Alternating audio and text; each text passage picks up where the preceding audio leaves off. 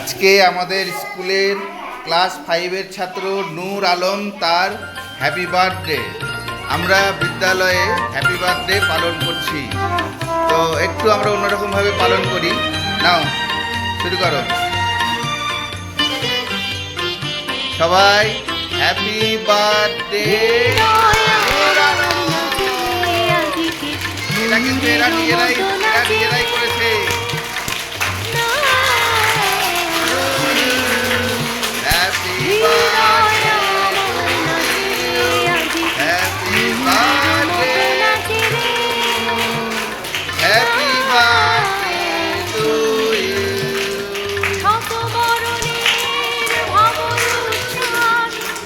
নূর ভালো থেকো, আরো বড় হও, সমাজে তোমাকে যেন প্রয়োজন হয়।